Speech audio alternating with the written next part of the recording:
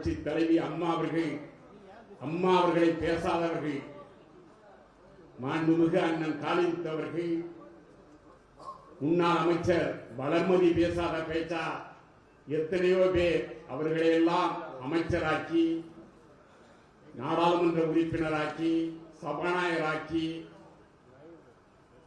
அழகு பார்த்தவர் புரட்சி தலைவி அவர்கள்.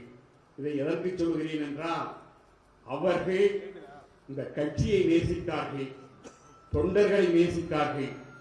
ஆனால் இந்த அதிமுக என்ற பூமாலை ஒரு குரங்கு கையிலே மாட்டி, அந்த குரங்கு பிச்சு ஓபிஎஸ் பிச்சு போட்டு விட்டது, டிடிவியை பிச்சு போட்டு விட்டது. ஏகப்பட்டவர்களை கட்சியில் இருந்து எல்லோரும் வெறுத்து ஒதுங்குகின்ற அளவிற்கு இந்த குரங்கு இன்றைக்கு அதிமுகவை வழிநடத்தி கொண்டிருக்கிறது. இதுக்கு முற்றுப்புள்ளி வைக்க அருமைச்சவர் ராமச்சந்திரன் சொன்னது போல், எடப்பாடி இல்லாத அதிமுக இருந்தால் நாம் ஒன்றிணைவோம். எடப்பாடி இருக்கும் வரை அதிமுகவில் நாம் இணைய போவது இல்லை. எடப்பாடியை வீழ்த்துவதுதான் நமது குறிக்கோள்.